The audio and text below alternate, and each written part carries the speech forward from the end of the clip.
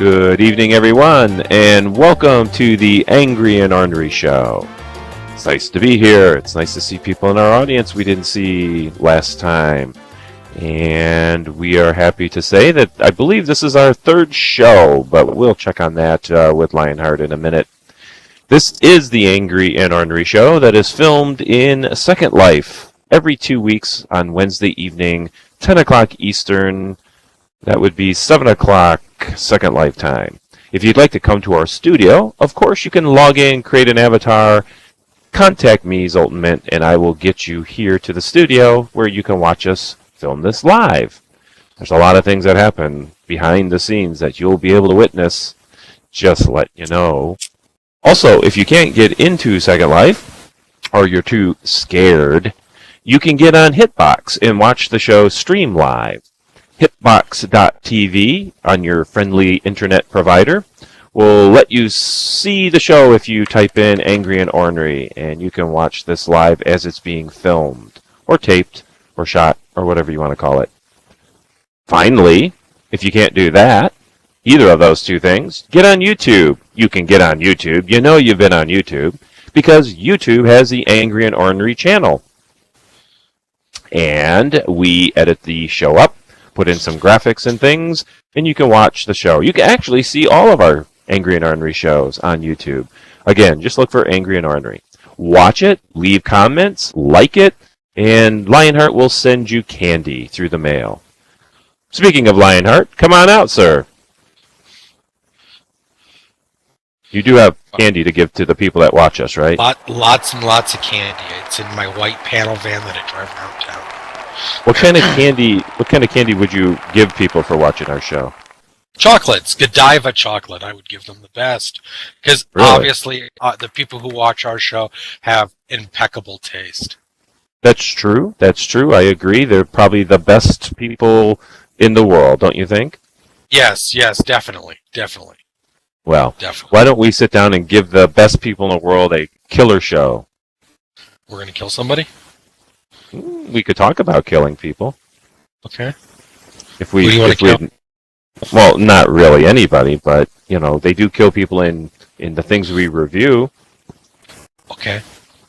I'm trying to segue it, dude. Help me out here.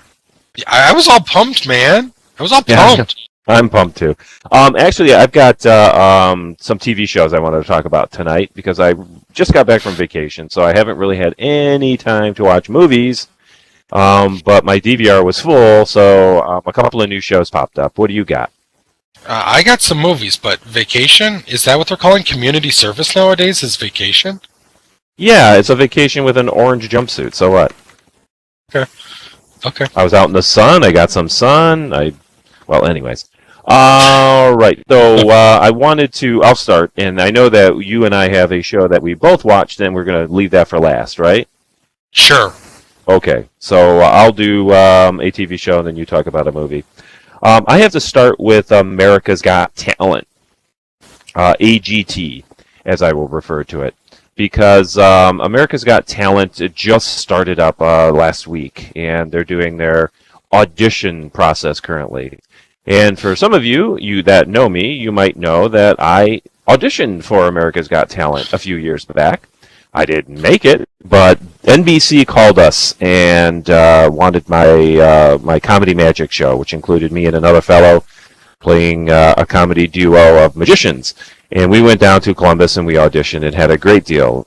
They interviewed us. We had to do it like 4 or 5 times for them, and it looked like we were really going to get on the show. We ended up on B-roll, which some of you might know is that in-between stuff that they show between the stage acts. So we actually were on national television, but regardless of that, it was a great deal of fun, and I got to know kind of the inside workings of how AGT does their show. And by the way, it is incredible. If you're not in the know, a network as big as NBC, they have literally millions of dollars and hire hundreds of people. This audition process in Columbus, there was no less than 100, maybe 150 NBC crewmen there, including judges and camera people and interviewers and so on and so forth. It was just massive in scale. And there was probably a good 10, 15,000 people auditioning. So they actually do go through all that process to narrow it down to the few contestants that you see on the show.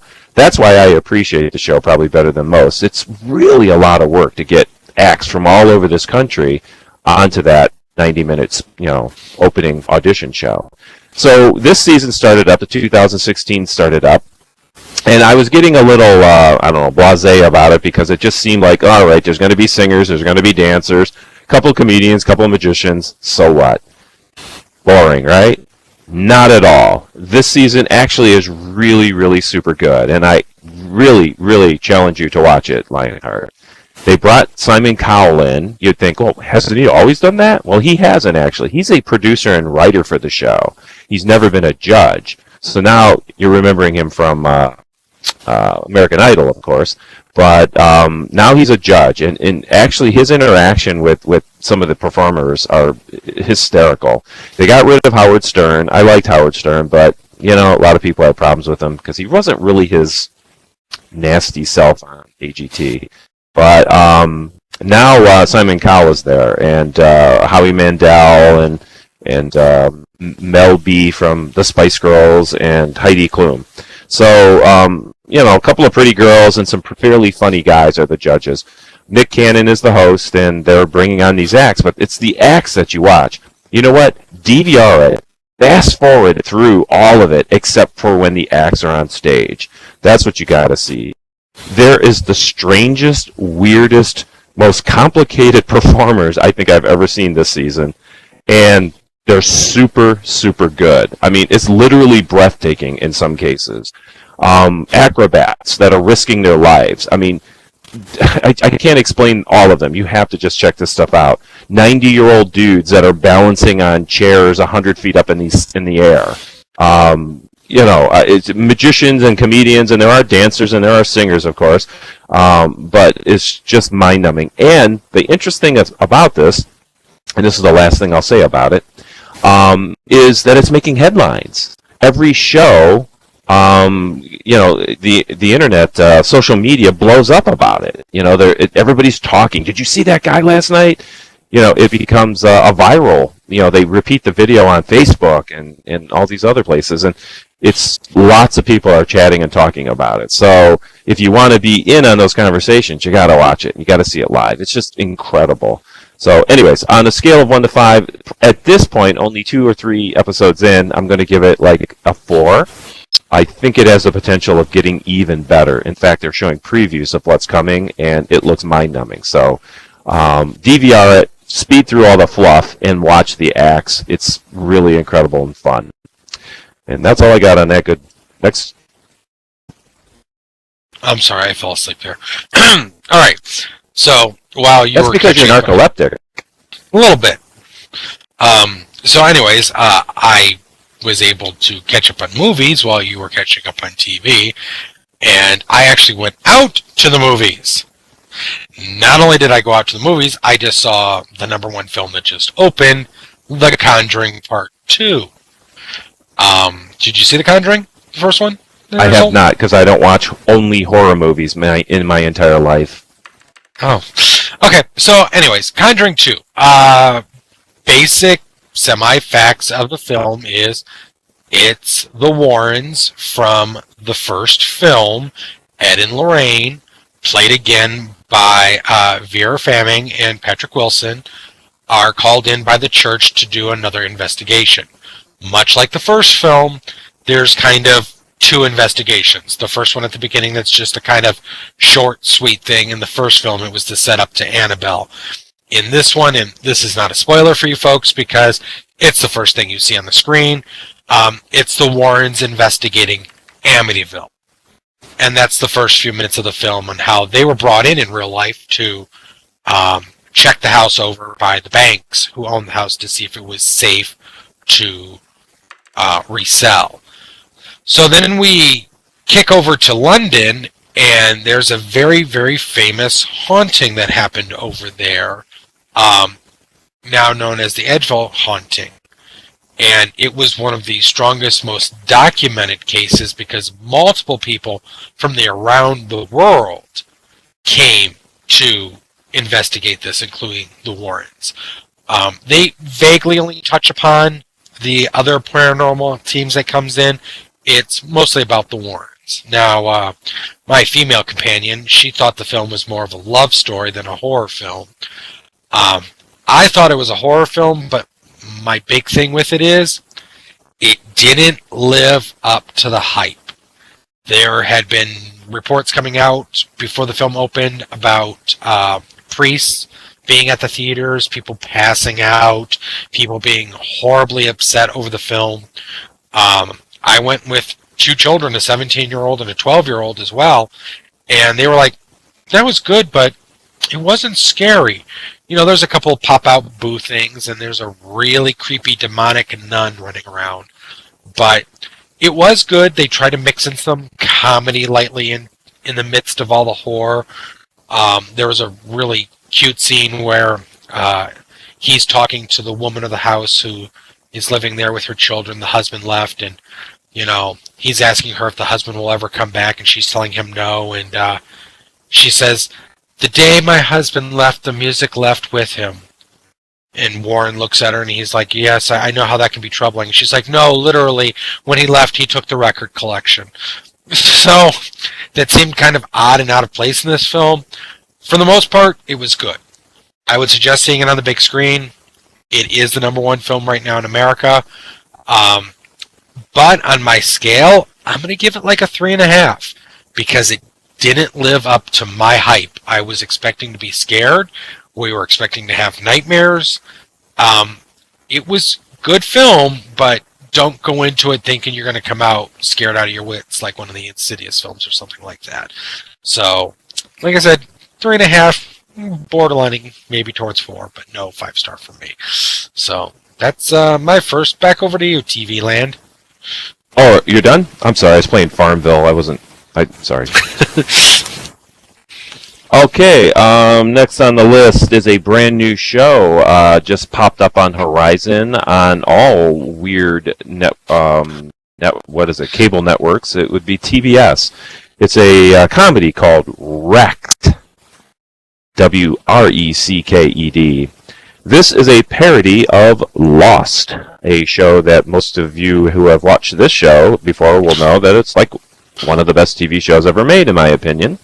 And so I gave it the light of day. I watched the first couple of the pilot and the first episode, which were back-to-back. I don't know why they're doing that these days. Have you noticed that? Yes, that's happening with pilot and shows. First episode is like the thing now. Yeah. Anyway, so I'm watching it, and it may be too early for an honest opinion, but I sort of like it. I certainly don't hate it. There are it's only a half-hour show, and there are amusing moments in it that I've actually chuckled and laughed at. If you like Lost, then you'll probably like this more than somebody who's never seen it, because there is very subtle references to the original show. But it's filled with a lot of characters. They crash on an island, and right now it's all about, trying to figure out where they're at. But it's got like the movie Airplane humor in it. It's that real slappy, not slapstick, but I guess sight gags type of thing. It gets a little raunchy at times. The jokes, they swear. They say all the bad words except for the F-bomb, but they do swear in it, and it's a little bawdy. But overall, I think it has potential. I don't know how far they could take it. Eventually they're going to run out of material. They're on an island.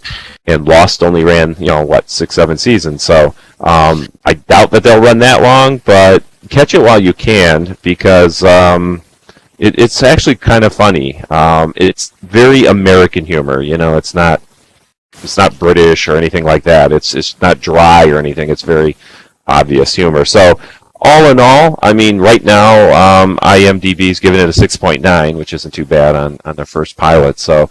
And it's filled with a cast of nobodies. Literally, I've not seen any of these people elsewhere. Lionheart, you might like to know there's a couple of babes in the cast, anyways. It's a fun show, so catch it while it's brand new, so you don't have to, catch up on it or binge watch it or whatever. Put it on your DVR. It's worth a half hour for a few chuckles. On a scale of 1 to 5, probably a 3.5 now, maybe a 4. We'll see. I'll keep you informed if I think it gets better. So maybe it will reach a 5, and you'll all have to rush out and watch it. But for now, not a bad show. That's all I got on that. Okay, so I'm going to kind of eat your previous words about me watching nothing but horror films. Please do, because quite honestly, I'm tired of it. Wow, my next review is the exact opposite of The Conjuring Part 2. Zootopia came out. Oh my god. Alright, so this isn't horror, but it's animation. And it's not Disney animation, is it? Yes, it is. It is Disney. It is Disney. So you actually went and saw an animated Disney movie. Yeah, shut up. So, anyways. Okay. Hey, I'm not. So, I would see it. I would see it. Hey, you know what? I'm going to urge you to see it. So just give me. I have family members that went to see it, and they told me that I should see it. So when it comes out on DVD, I probably will. It's out. It's streeted. So, anyways, okay. The storyline is kind of cut and dry. It's a world of animals. Animals evolved. They've learned to come over their primal instincts, as it's referred to throughout the film. But everybody's kind of typecast. The predator types, your lions, your tigers, your bears, oh my, are like police officers and things of power, where things like bunny rabbits are usually farmers. And so it's about a young bunny who wants to be a cop in the big city. So she goes through training in the police academy and everything else, and she becomes the first bunny cop. And she is sent to Zootopia to be the new rookie cop. And of course, she is first day on the job. The chief puts her on parking duty. Now, one of the things I liked about this show is it was crisp, it was clean. I love Disney animation. I will joke about Disney until, the end of days. But they're able to make animated films stunningly beautiful with layers upon layers upon layers. This is one of those films, you can watch this probably 100 times and you'll notice different things in the background. Like the Jungle Book. Right. The star of the show, The Voice, is Jennifer Goodwin. Not been a lot of things. The other main cast character is Jason Bateman as a sly fox, who's kind of a hustler, who ends up having to team up with her to solve why certain animals are going missing.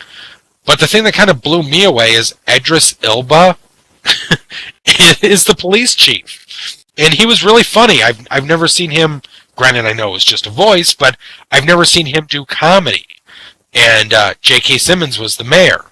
So, it was a cute tale of trying to figure out where missing animals are going and how they're kind of, having to con each other to keep working with each other. The little young bunny cop, Judy Hopps, and the sly fox named Nick. So, but it was cute. It was heartwarming. For older folk like Zoltan and I, we're going to get a lot more of the certain references like The Godfather and Cheech and Chong and things along those lines. There's a funny scene that was reminiscent of A Shot in the Dark, where she has to go question somebody, and it's a naturalist colony. So, of course, all the animals are naked. One of our audience members, Chris, mentioned the Breaking Bad reference. What was that good? Yeah, there's a lot of references. There's a lot. There's Godfather, there's Breaking Bad, there's a lot of references throughout the film. House on Haunted Hill, the asylum that they show near the end of the film, it's modeled like the House on Haunted Hill version with Jeffrey Rush. It was almost identical. So, I highly recommend it. I give it a 5. It kept our attention. It made us laugh. It was cute. See, our audience accuses us of being mean and crass and angry and ornery, but we can be soft sometimes. I love The Jungle Book, and you loved this movie. Yeah, as one of our audience members just said, naturalist colony furries. Because it was quite funny. But yeah, definitely. Even if you're an adult and don't have kids, watch it. It's funny. You'll like it. Trust me. So, yeah. What you got? All right, back to TV land. Back to TV land. All right. So I have to preface this review with the fact that you need to know that I am a practicing professional magician. No, no. I actually make a living and make money doing magic shows in real life. So you would think that a show on the CW, you know how I love the CW, a show called Masters of Illusion would be, a regular event, right? I mean, I have to see that. It's professional magicians on stage. I believe it's filmed in Vegas, or if not LA, somewhere out there. And it showcases different illusionists and magicians every week. It's been on for, I don't know, off and on for 2 or 3 years, I believe, but it's currently on the CW now. I do record it, and I do watch it. But as my family will attest, while I'm watching it, I fast forward through almost 90% of it and scream and yell at the screen like a baboon. This is the worst schlocky magic that you can possibly see. So I am going to urge you to not watch this show. If you're out there and you think you're going to see cool magic, you will not. It's terrible, crappy, old magic. We're talking old tricks, 30, 40, 50 years old, that they kind of revamped. They slapped some paint on the boxes. They put a girl in a bikini in it, and they expect you to believe that it's new. It's not new. These tricks are old, smelly tricks. Combined with the fact that they're being done badly, almost every single episode has one or two almost amateurish like magicians performing these giant box illusions, and they screw it up. You catch something, you get a glimpse of something that you shouldn't. I've had non-magician friends say, now I know how they do that trick. It's ridiculous how poor this. It's hosted by Dean Cain, which is God. It's odd. I mean, Dean Cain was an Adonis back in the Superman days. Now he's just an overweight older fella who doesn't belong anywhere. So he does a lot of Sci-Fi Channel schlock films. Right. So they put him in the show as the master ceremonies, and he's just awkward in it. Now, having said all that, and the only reason I would give this a 1 out of, and not a 0, is because Barry and Stuart, a couple of Scottish magicians, are featured in almost every show. And there are a couple of young boys that are just hysterically funny, and they do very gross magic. For example, they took a bowl of goldfish, poured it into a blender, turned it on, and pureed the goldfish. Then Barry drank that mess, and then the other fellow held a bowl underneath him, and he spit out the live goldfish into the bowl again. So that's their kind of thing. Usually it's bloody and gory and weird, but very, very magical and funny too. So that's the only thing that saves the show and why it's still on my DVR. Other than that, the rest of it, I gotta give it a 1. The rest of it, I give a 0.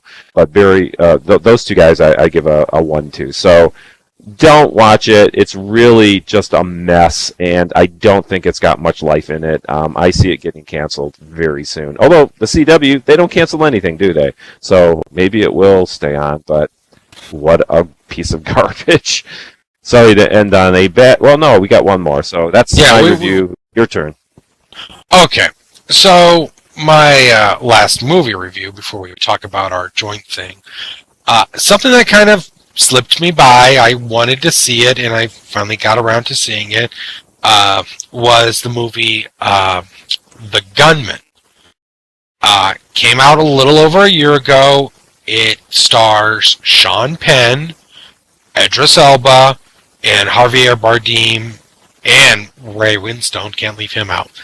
Have you seen this? Do you know what film I'm speaking of by any chance?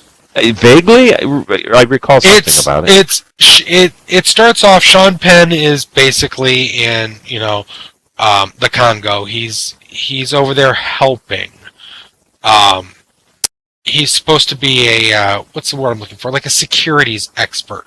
But him and his team are also assassins. And at the beginning of the show, he ends up killing a mining minister. so that this guy was blocking the sale of like blood diamonds and stuff like that. And because he does it, part of his contract is he has to leave the continent then permanently. And of course leave behind the woman he loved and everything else and couldn't say goodbye to her. And so it clicks to almost 10 years later. And he's now working someplace else in the world, trying to be a missionary and be a good person.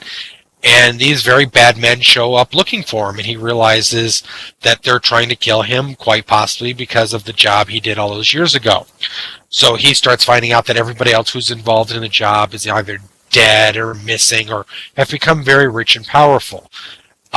So it was a really good cat and mouse movie. What was really weird about it, though, is Idris Elba has second billing, but he doesn't show up until an hour and a half into the film.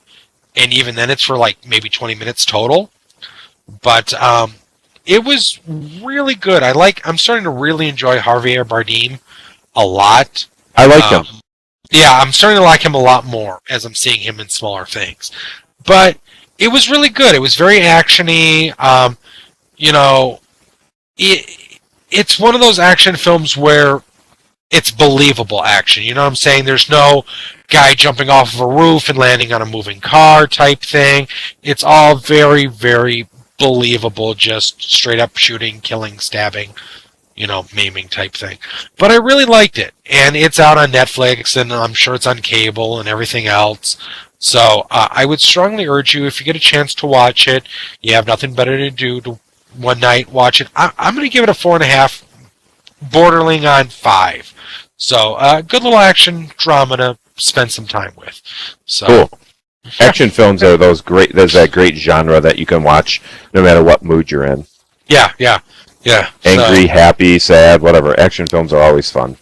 You see that? I covered the spectrum tonight. I did horror, I did children's, I did action.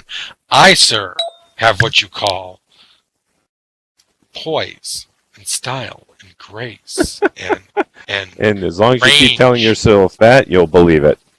All right, so we're going to end the show with a review of a TV show that I think we both took risks on watching. Let me start with this. When I owned a comic book store in real life, I sold lots of graphic novels.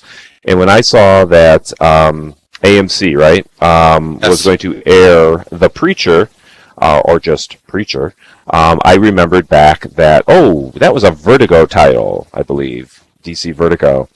And my wife was reading all those. If you remember, there was The Sandman and Death and a few others. They were very gothic, dark, very dark graphic novels that appeal to adults, not kids.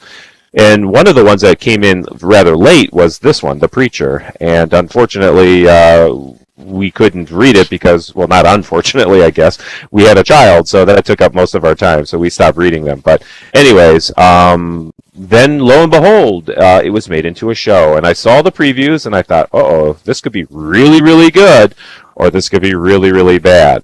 Let me start with my review here, Lionheart, and that is, I'm not sure. I'm glad you said that. Where are you on it? Not sure either. I'm in limbo on this. It's like an addictive drug. You can't stop watching, but I don't know if I love it or hate it. It's like an addictive drug that mind screws you every time you watch it. Yeah. And you think to yourself, I don't know if I'm enjoying this, but man, I gotta watch the next one. Yeah, because I think what it is it's written well enough and it's acted well enough that you just want to see what's going to happen next. Right. What little thing are they going to do? So yeah. Well, it stars Jesse Custer, who plays Dominic Cooper. He's the preacher, and what a perfect cast that is. The guy is perfect for the role. He looks like the comic book character. He's a great actor, not known for much before. I mean, he's done a lot, but nothing major. He's been in the Marvel films. Right. Good-looking guy. Wears the costume perfectly. Yeah, he played Howard Stark in Iron Man, right? Or one of the Marvel Captain America and a couple of the other films. Captain One, right?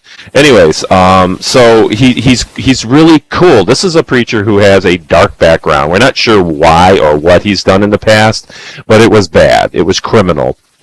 And he tried because of a promise, he's changed his way and he's become a preacher in a small town. And this small town is filled with very unusual and odd characters.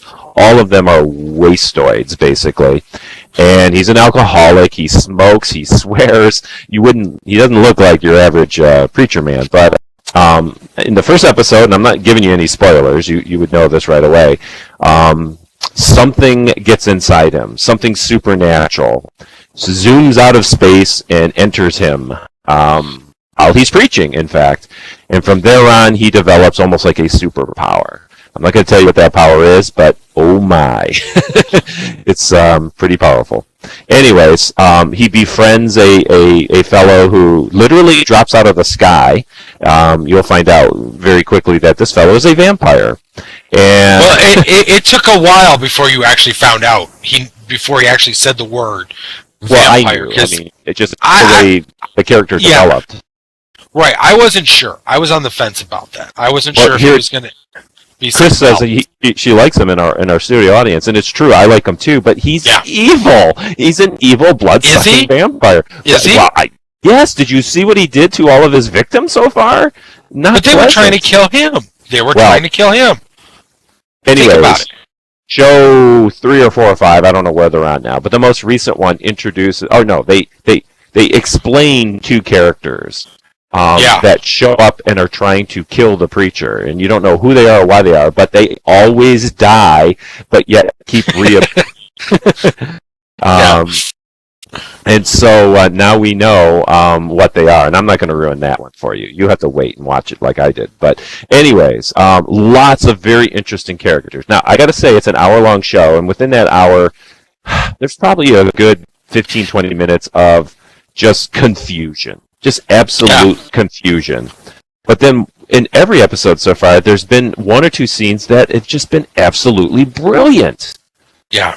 In particular, the pilot had the scene where the girl, the dark-haired girl, I don't know her character's name. She's played by Tulip O'Hare.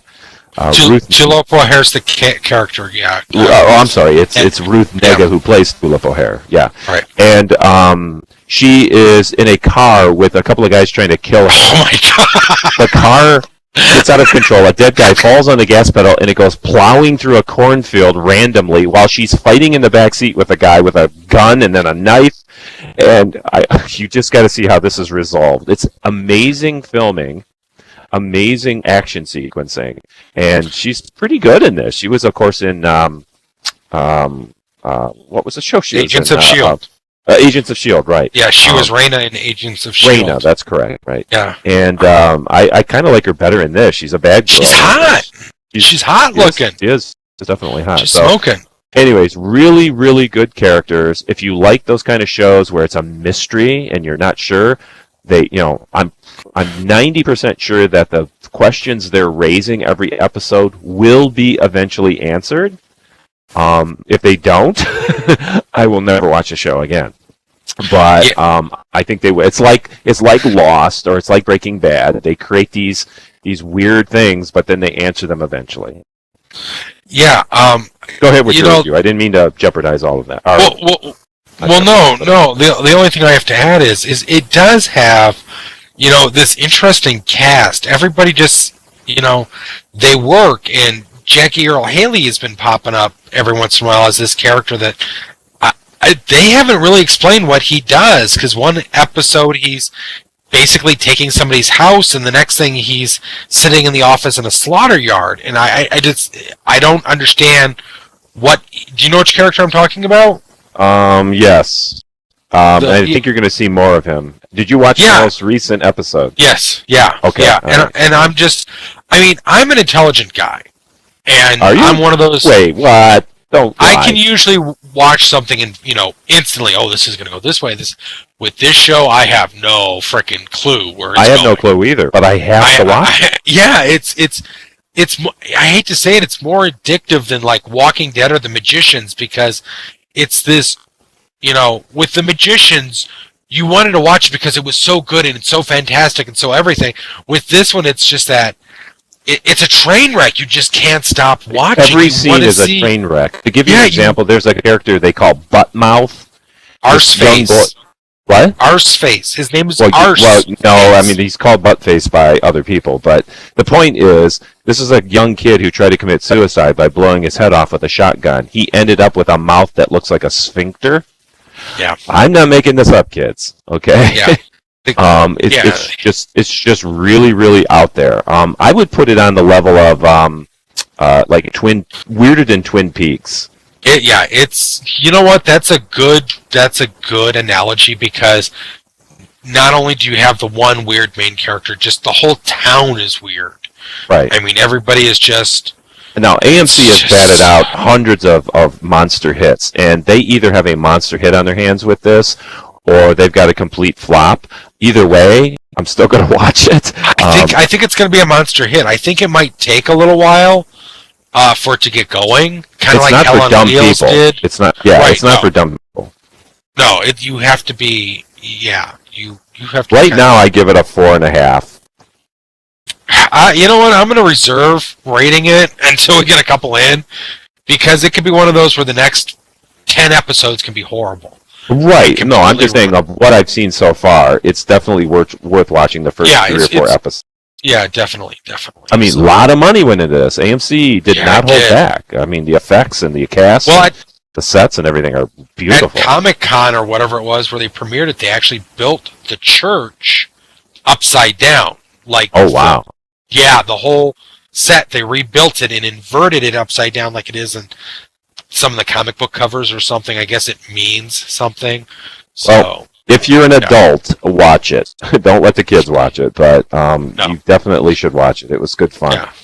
Anyways, I think that's our end of a show. We're getting over here, so we should probably say goodnight, Gracie.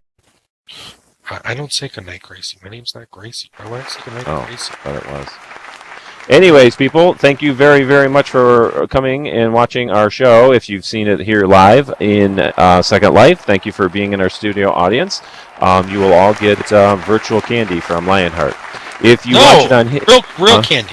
Real candy. Just send an 8x10 glossy picture of yourself and your address, and I will naked though, right? You want them naked? No, they don't need to be naked. Okay.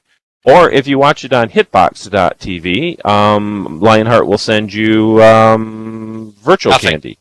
Oh, nothing? Nothing. You want them here in the studio then? Yeah. All right, and go ahead. I was going to say, and if you'd like to, you can send me nude pictures of B. Arthur. I do like those. You're a very odd man.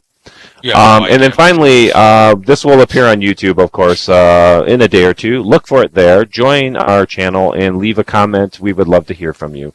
Thank you all for watching, and we'll all see you in the movies. Good night. Good night, everybody.